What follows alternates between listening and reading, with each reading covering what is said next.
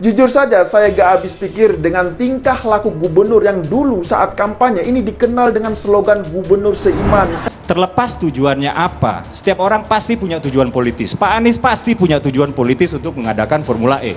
Semuanya ada tujuan politis, tapi yang jelas di sini ada tengah-tengah kita yaitu masyarakat.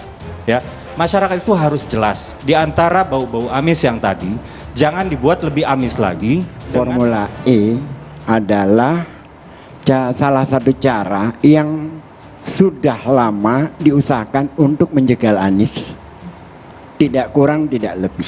Pak Anies dalam hal ini sudah melabrak sendiri, mengingkari sendiri janji politiknya. Jadi kalau dikatakan tadi bahwa ini hanya semata-mata tentang uang rakyat, kalau kita mesti memutuskan uang triliunan rupiah mesti keluar, harusnya dijelaskan begitu. Jadi saya tidak melihat ini sebuah nilai yang positif gitu loh, justru keterpaksaan yang saya lihat terjadi begitu.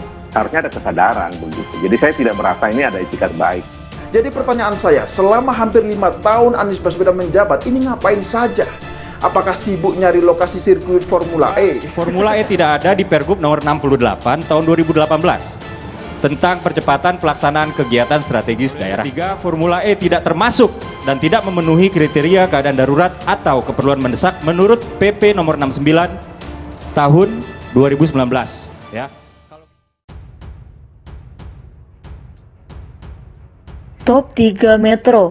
Perkembangan Formula E, Pemprov DKI serahkan hibah ke polisi. Penyerahan hibah berupa 4 aset tanah dari pemerintah Provinsi DKI Jakarta ke Polda Metro Jaya dan Kejaksaan Tinggi DKI menjadi berita yang banyak dibaca sejak kemarin hingga siang ini di kanal metro.tempo.co. Berita lain yang menarik perhatian publik adalah perkembangan perhelatan Formula E dan dugaan penyebab kecelakaan bus Transjakarta. Berikut 3 berita terpopuler di kanal metro.tempo.co. 1. Anies Baswedan serahkan hibah ke polisi dan kejaksaan. Gubernur DKI Jakarta Anies Baswedan menyerahkan hibah 4 aset tanah milik Pemprov DKI kepada Polda Metro Jaya dan Kejaksaan Tinggi DKI Jakarta. Penyerahan aset senilai 97 miliar rupiah itu dilakukan Anies hari ini di Balai Kota Jakarta Pusat dengan dihadiri perwakilan masing-masing instansi. Anies mengatakan penyerahan aset DKI tersebut selain menjadi sarana membangun kemitraan yang harmonis, sekaligus sebagai pertimbangan untuk menunjang penyelenggaraan tugas dan fungsi instansi yang diberikan hibah. Proses hibah perlu mengikuti tahapan sesuai peraturan atau ketentuan yang berlaku. Saya berharap proses ini dijalani dengan baik, transparan dan akuntabel serta administrasinya juga dilengkapi dengan baik, ujar Anies di Balai Kota Jakarta Pusat Rabu 29 Desember 2021. 2. Panitia klaim ada sponsor yang mau mendanai Formula E.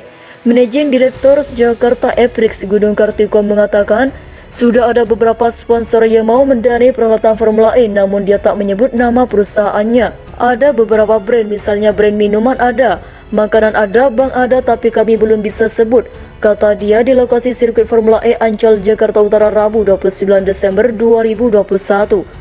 Menurut Gunung, pihaknya sudah mengajukan proposal sponsor kepada pihak ketiga, tapi belum ada teken kontrak.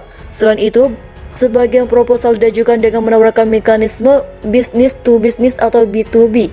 Proposal ada sebagian yang B2B, sudah ada jalan, ujar dia. Ketiga, postur tubuh diduga jadi salah satu penyebab maraknya kecelakaan Transjakarta.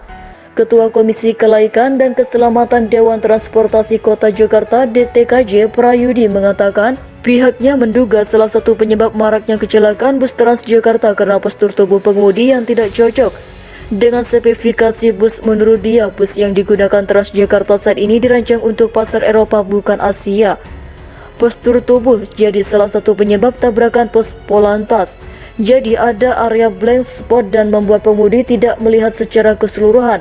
Ini yang mengakibatkan pengemudi menabrak separator motor, ujar Prayudi di Menteng, Jakarta Pusat Rabu 29 Desember 2021. Hal ini menjadi salah satu rekomendasi DKTJ kepada pihak Transjakarta untuk memodifikasi kubin bus agar pengemudi bisa mengatasi blind spot.